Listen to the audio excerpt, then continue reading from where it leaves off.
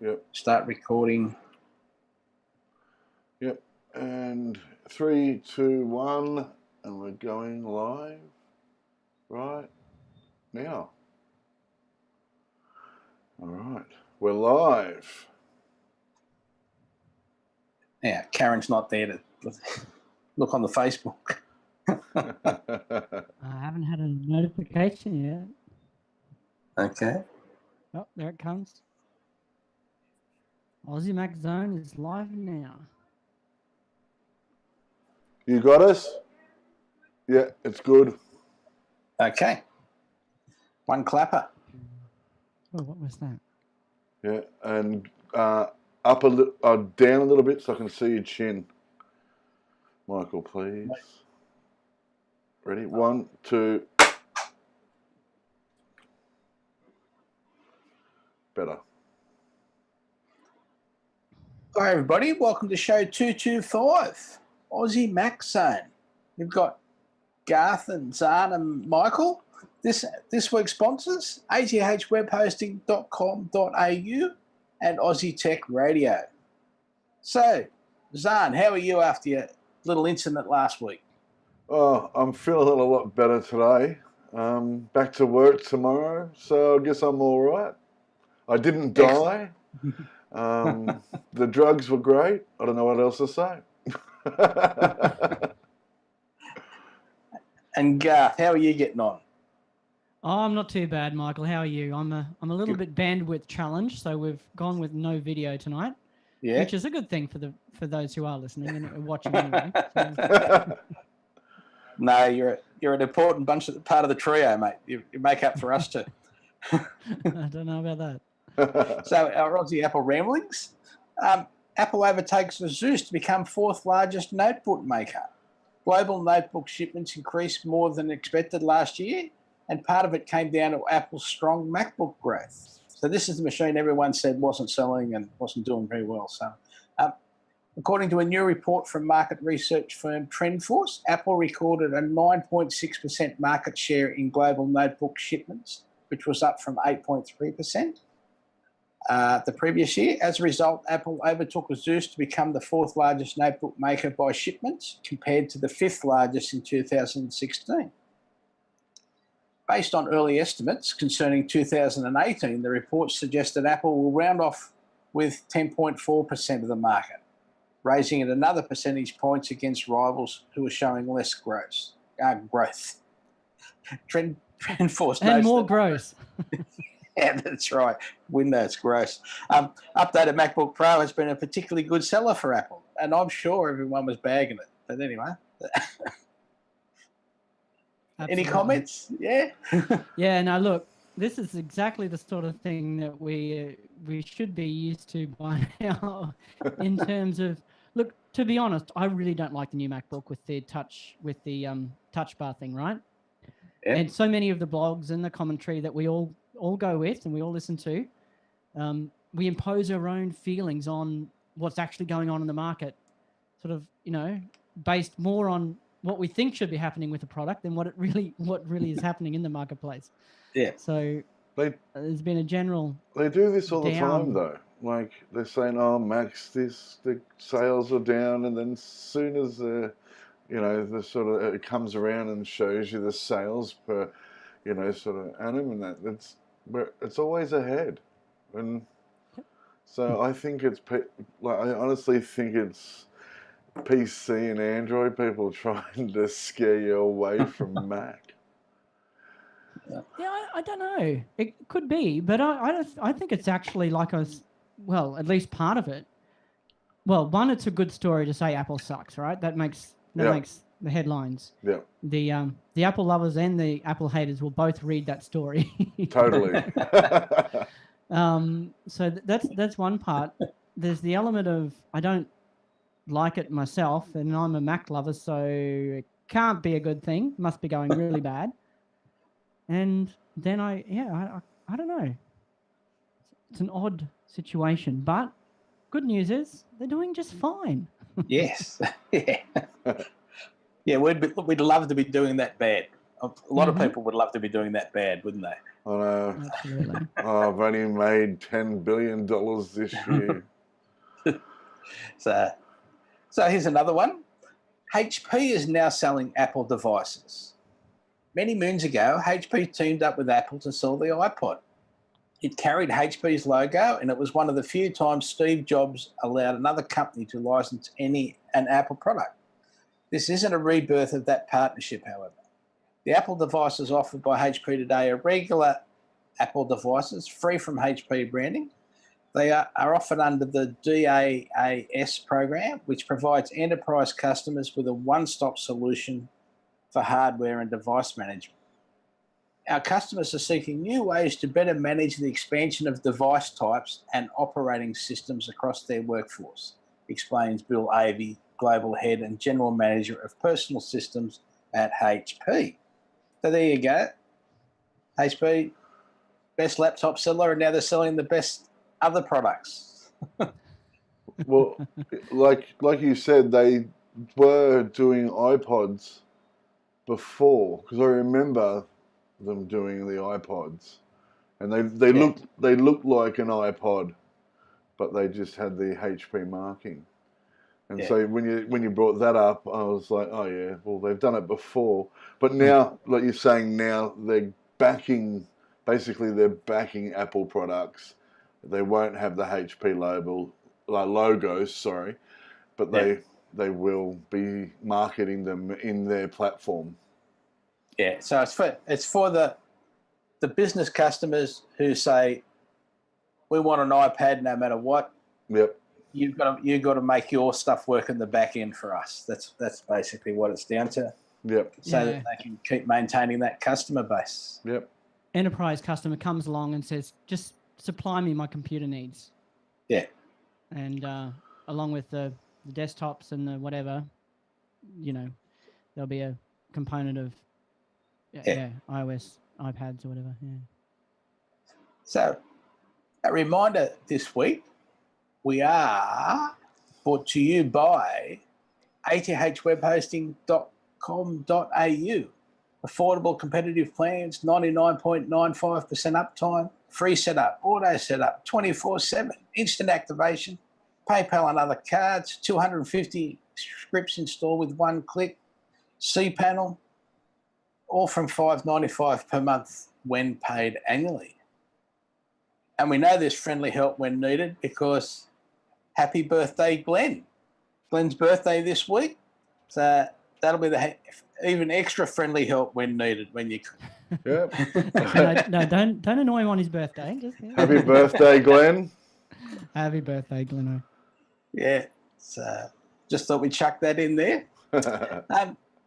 Now, here's some things to think about. In Australia, we've got a new payment platform, and it may mean faster transactions, but it won't be safer.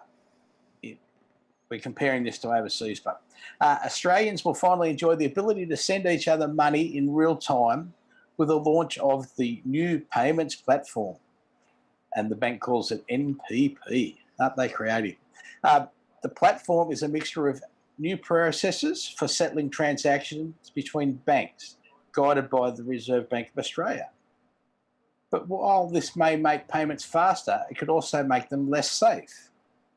Data from the United Kingdom's real-time payments platform, called Faster Payments, show the take-up of Australia's system may not be that strong. Although it was launched 10 years ago, Faster Payments has not yet become the most popular payment method in the UK. The most popular is still the traditional system, which takes 3 days to clear. Research into the Faster Payments platform shows it was rife with fraud and scams. Part of the problem in the UK is that banks have trouble identifying potentially fraudulent transactions. So why would people sign up for it? Convenient. The new payments platform will also change how you transfer money. So your BSB and account numbers will still exist, but individuals and businesses can create their own identifiers called Pay ID.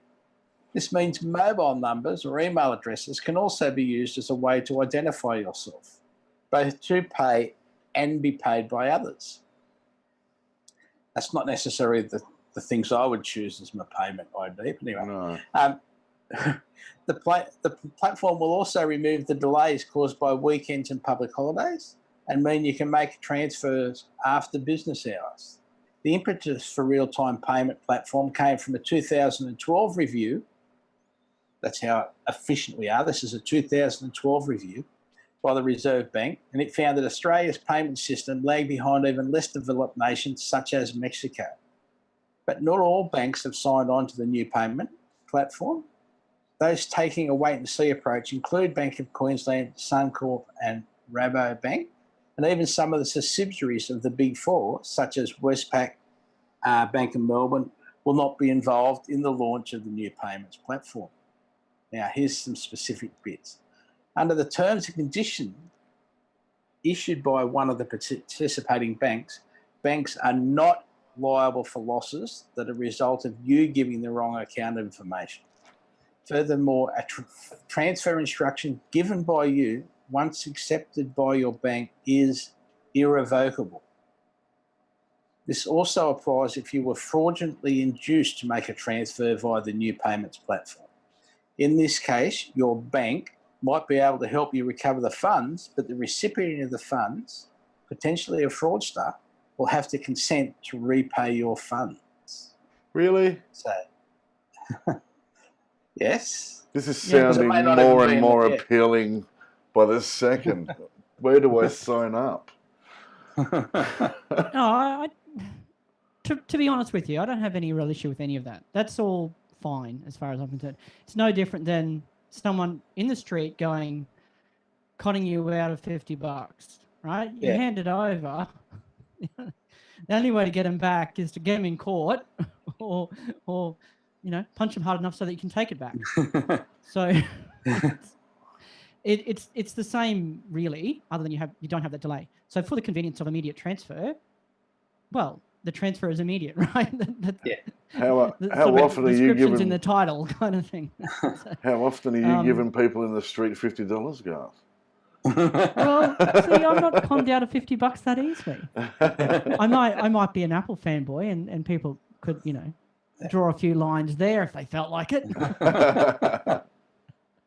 But realistically, it's if you as long as you go into it with the understanding that if I make a payment to this person, via their email or their mobile number, the payment will happen straight away, and that's that, then there's no drama. Yeah. The issue is obviously that, it just makes it that easier for people to try and scam money out of people, right? Yeah. If they're just saying like they're scamming money, like if you get an email from a Nigerian prince and you suck it into that, then that's your own fault. I understand that. But if they've been able to sort of get into your email and transfer money on their own to them, then someone else, bar you, should also be liable. The bank, for instance, should have to have insurances that doesn't happen. Yeah, I don't know. So I think my banks are one of the ones that are whole, wait and see approach, right? So I haven't seen this new platform scheme or how it actually works. Yeah.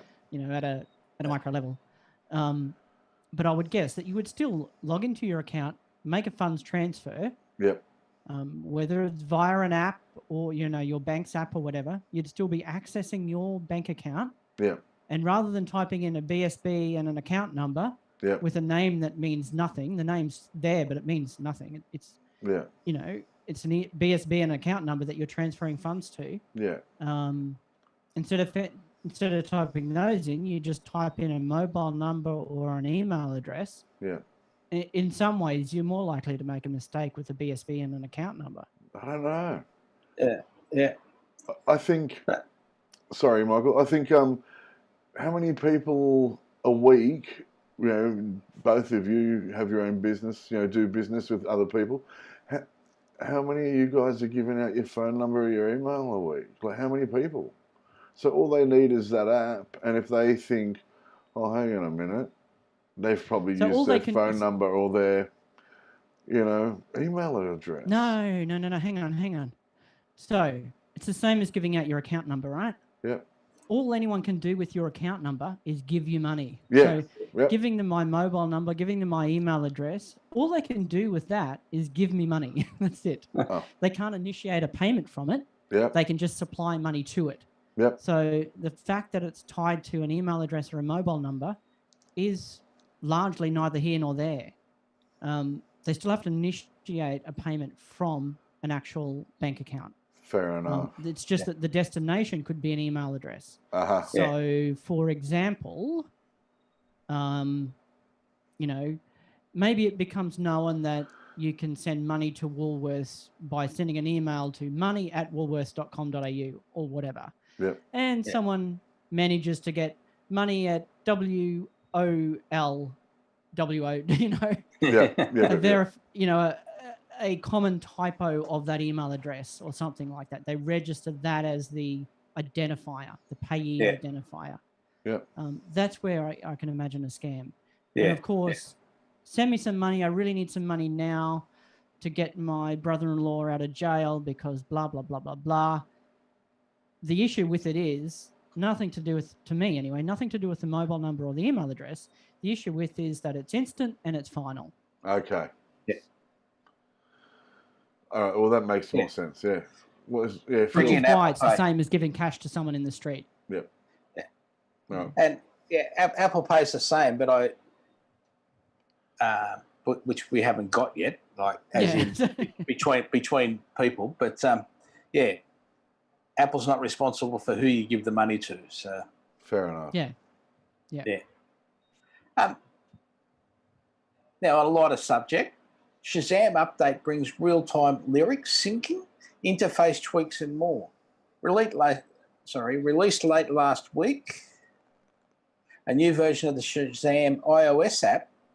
This update brings Shazam to version 11.7 and includes interface tweaks and more.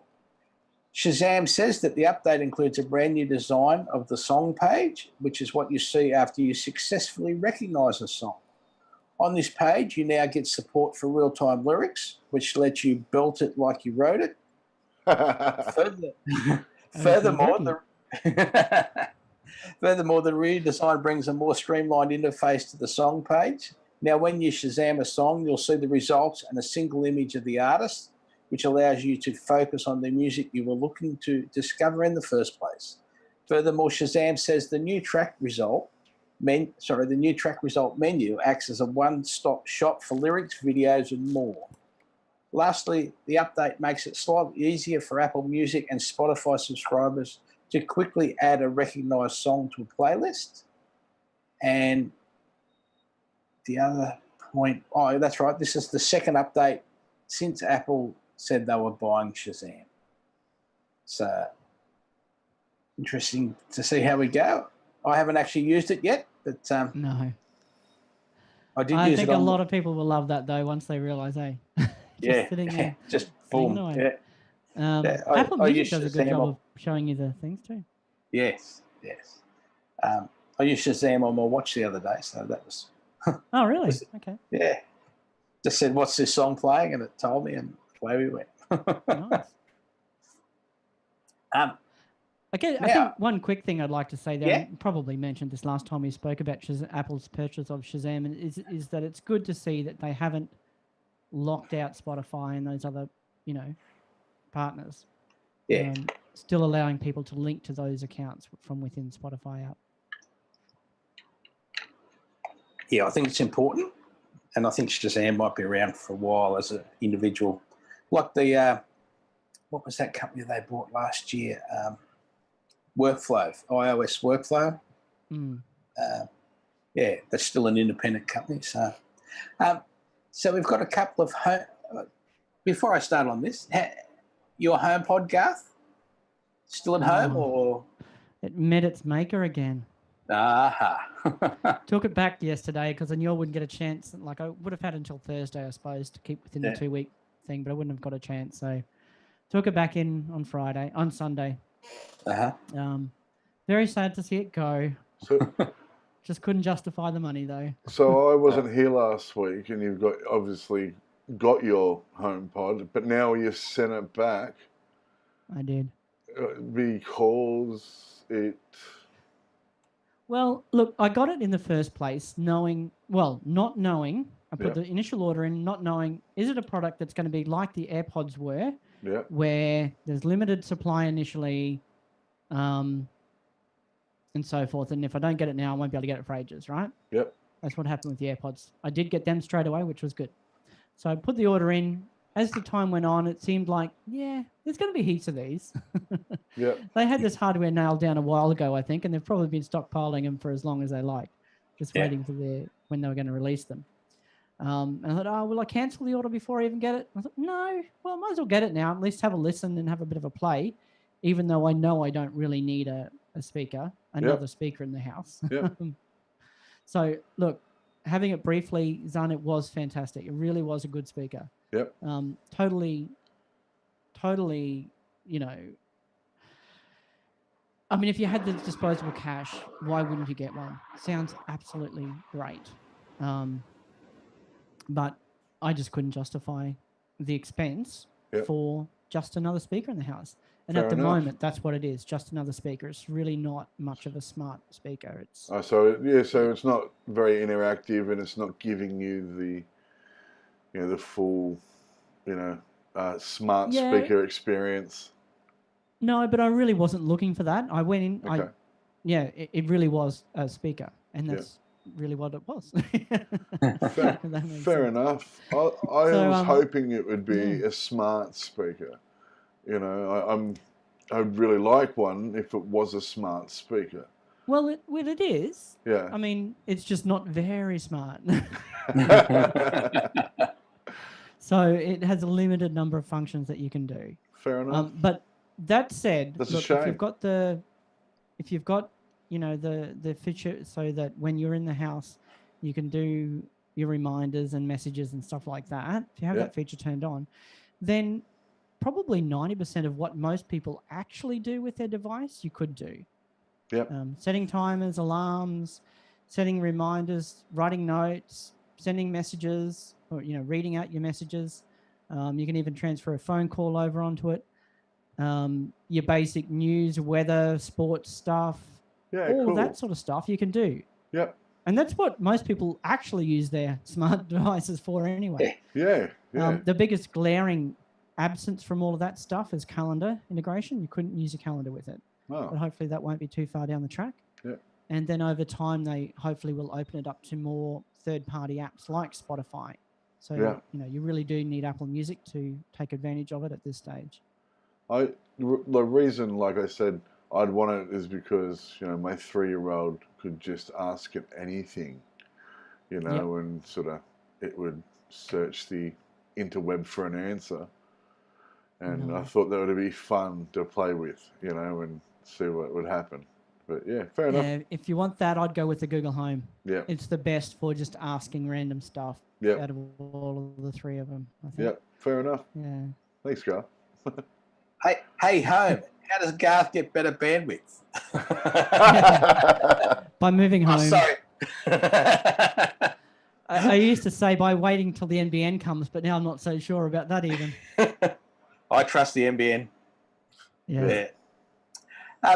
So a couple of HomePod issues arising. White HomePods have been known to leave a white ring on some wooden surfaces. It's to do with the silicon, and it's probably to do with the oil or the cleaner that's on those wooden surfaces. But Pat and Quill debuts new leather coasters for your HomePod. Very quick innovation, I must admit. They're $20. It's just two bits of leather stitched together that it's just the right size for the HomePod to sit on. So you won't leave any marks on anything. Or you could just put something else down and it wouldn't cost you $20. Yeah, I think so. Oh, but it does look really nice. Yeah. A bit of fabric off an old pair of jeans would do the job. I reckon so. Cut an old pocket off some jeans and put it there. I don't know, you blokes look fashionable. Tight asses, yeah. Like I'm the one that took the HomePod back, so I am a tight ass at the moment. But I think it's like almost the day that they announced these white rings coming out, Pat and Quill had one with their logo and everything on it for sale. Like it was just that quick. Yep, ready to go. Yeah. Not sus. There wasn't a whole lot of innovation required, though, really, was there? All they had to do was put up a picture straight away saying, we've got a round bit of leather. Go. With their logo on it. That's right. You know those things you put 2 your minutes cup on? in, Well, we've made Yeah. one for your home pad. No, it's not the same as a cup holder. It's a home pad holder. completely different. Yeah, probably went and cut an iPad holder, iPad cover up, actually. It's probably what they did. But no. Apple has addressed a setup failed prompt appearing on some HomePods, usually with the error designation -6722. This can be accompanied by a stall in the installation process, a Wi-Fi incompatible error, or a blank white screen after selecting the location of the HomePod. First of all, if you don't have your personal Wi-Fi network secured through WPA or WPA2, make sure to do so. Apple notes that HomePod won't connect to public, subscription, or enterprise networks. In addition to making sure that you have the latest software on your compatible device, you should also update your Home and Apple Music apps as applicable.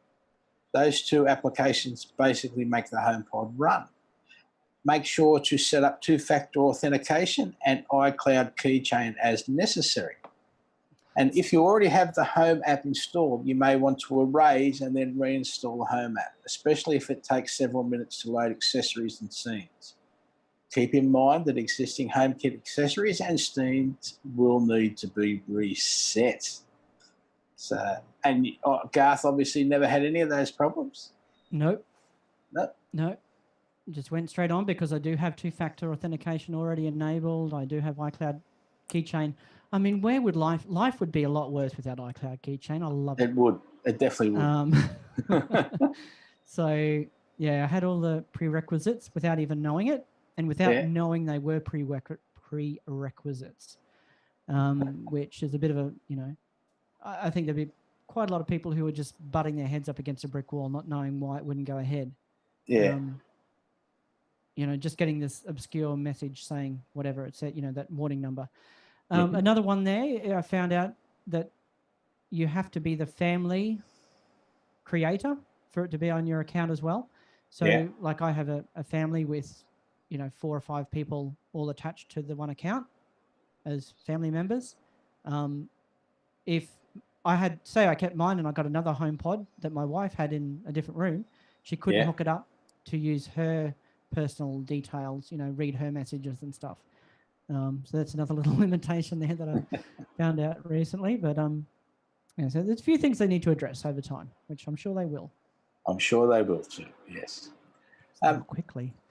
Now, a reminder again, this week we are brought to you by Aussie Tech Radio at www.aussietechradio.com, Aussie Tech Security Podcast, and the award-winning Aussie Tech Heads Podcast with Happy Birthday to Glenn, and our new Aussie Tech Crypto Podcast, which is newbie crypto with an Aussie perspective, and, of course, other podcasts from Australia.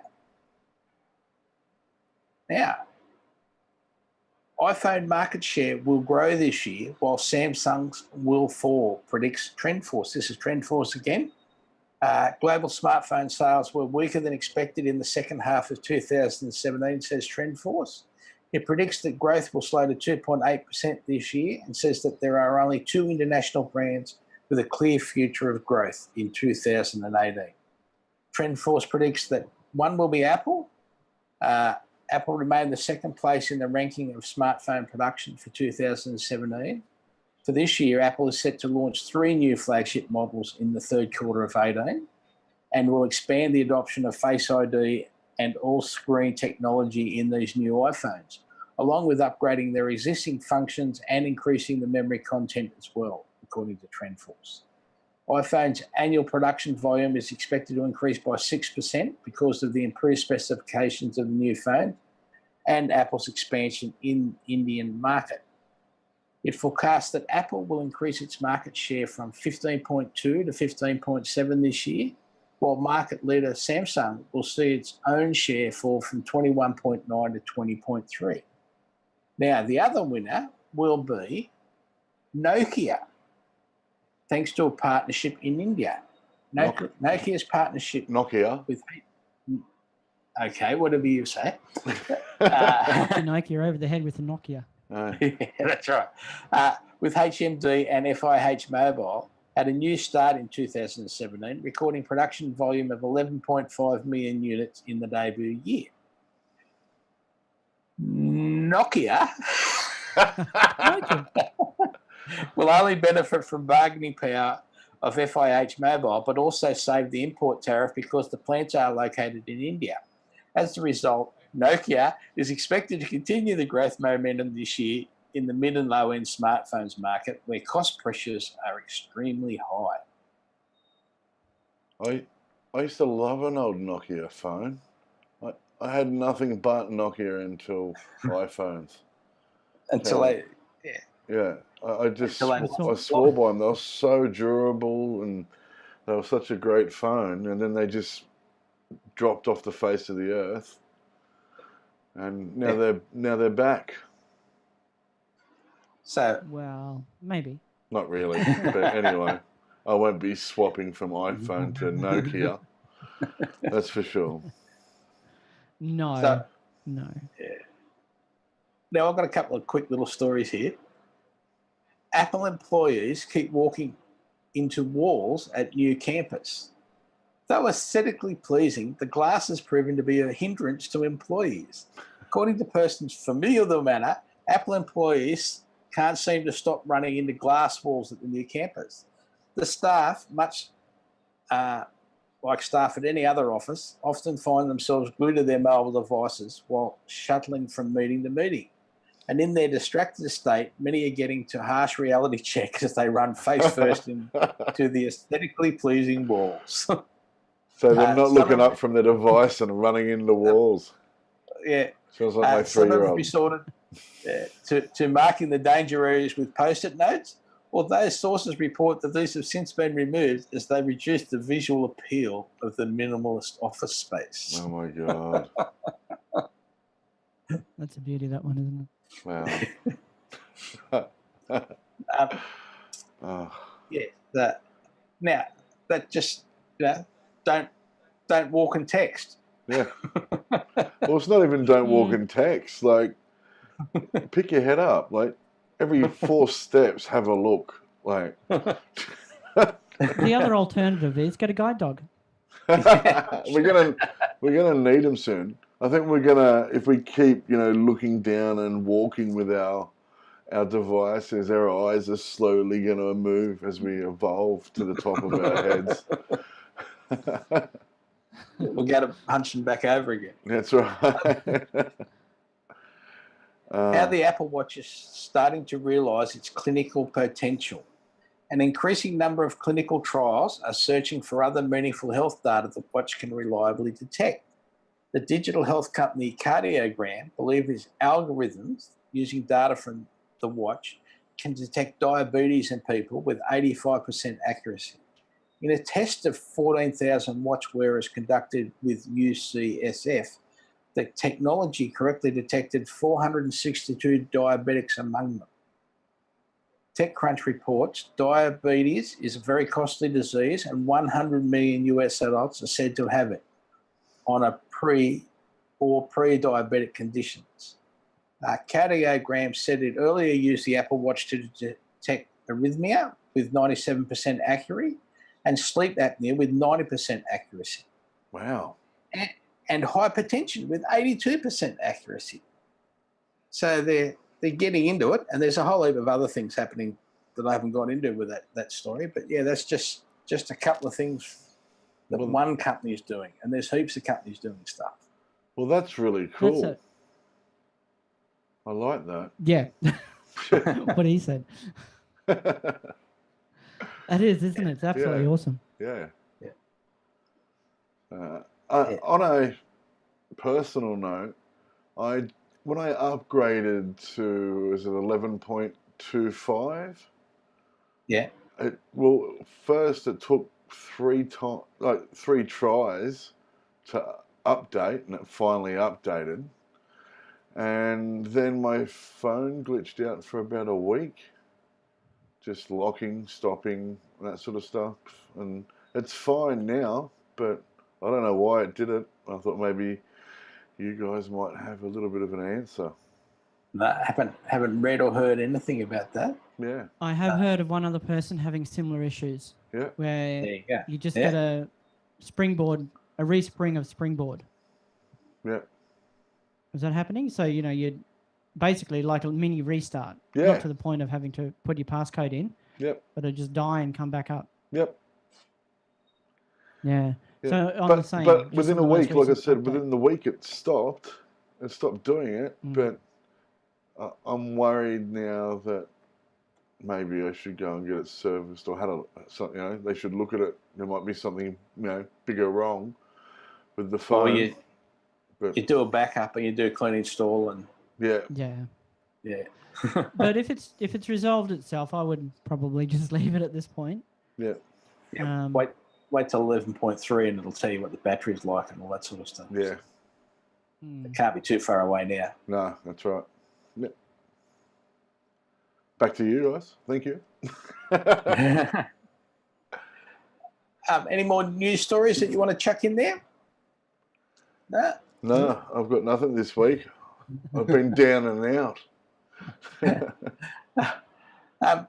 So some Mac OS High Sierra tricks.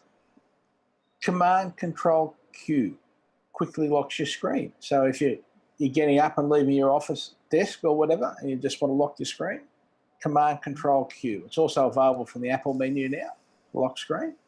Now, Photos app selection counter. There is, when you've got the photos going, a little counter has been added in the top right corner when you're selecting the photos, so you know actually how many you've got. Now, Photos plays nice with other editors. The Photos app suffices for my admittedly modest photo editing needs, but the app now plays nice with other photo editing apps. The best part is the photo stays right in its spot in the Photos app, so that's keeping your catalogue and everything the way you like it.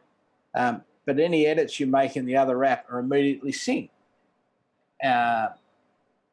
And just right-click on the photo for a selection of photos and choose Edit With, and then choose your app. And any edits will appear in Photos, and you can always undo them from Photos by clicking Edit and then choosing Revert to Original. And it does work really well. Now, here I go again. Please back up. I know I said this last week, but had a customer Saturday with an album launch on Sunday get water spilled on his MacBook Pro. Took it to Apple. They said it's not financially feasible to repair. And then that was it. That's all they said. But he needed his data. And yes, we got the data from the water-damaged SSD, but the liquid sensor on the SSD and others had been triggered. Please back up. Please, please, please, back up. That's all I can ask. Yeah. I actually had a similar... all the time. Yeah, I've actually got a similar story. A mate of mine's just moved back to Penrith, and he's moved to Kingswood. He makes hip-hop, and it's been on, all over the world, doing hip-hop stuff with other DJs, rappers, and things like that. And he just hadn't backed his computer up for sort of two and a half months. And he'd done all this live stuff with a whole bunch of other DJs and rappers. And a couple of days ago, his house got broken into, and they stole his laptop. He's lost all that music. He will never, ever get it back. All because he didn't back it up. Yeah. Yeah. And that, just on that point, that's why I tell people to, if you can't afford 2 hard drives for your backup, don't leave it attached to your computer, because they'll take your computer and they'll take your backup. That's right. Yeah. Yeah.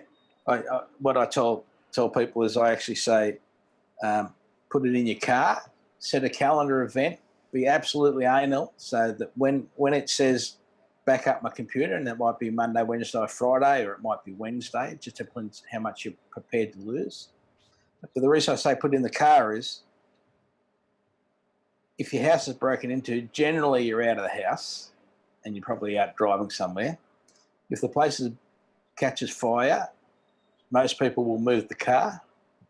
Little things like that. It's just one of those things. So, yeah, please back up, everybody. I know I harp on about it, but I get people crying at my house. Like, it's definitely worth doing if you don't want to lose everything. Like, and the price of hard drives now, like it's $100 for 2 terabytes. It's just, you know, you don't have to say go to the Apple store and get one that's formatted for Apple. Any drive, and it'll when you plug it in, do you want to use this as a time machine backup? Yes. If it's not formatted the Apple way, it'll actually do it to walk you through the process. It's not that hard, I can promise. Now, in Facebook, you can upload multiple photos to your timeline as part of a post. To do this, click Add Photo Video at the top of your homepage, then click Upload Photos. Select the photos you'd like to upload and click Open. You can also add more photos to the post by clicking the plus in the empty photo box. So that's, there's a few little tricks to getting more things in Facebook as well, how to do a bigger post. But yeah. There you go. There you go. So, a little bit of self-promotion here. The show notes link each week on your show upload. Spotify, just search for Aussie Mac Zone. Apple News, search for Aussie Mac Zone. Now, I'd like to say thank you to our listeners, sponsors, this week being athwebhosting.com.au and Aussie Tech Radio. Happy birthday, and Glenn. Our supporters. Happy birthday, Glenn. That's the one. I wonder if he knows that we think he's happy birthday. And that's it. Thank you, gentlemen. Thank you. Thank you to the listeners. Thank you to the sponsors. An apple a day keeps the androids away. Now, I am going to leave you with one tiny little story. Now, it's so minor, this is why I'm leaving it till now. In some documents posted to, I can't remember where it was, Apple have changed their corporate address from 1 Infant Loop to 1 Apple Parkway. Well done. So expect to start seeing that at the bottom of emails and the bottom of things before too long. We won't be 1 Infinite Loop anymore. It'll be 1 Apple Parkway. There you and go. With that, good night. Good night, gentlemen. Thank you. Thank you.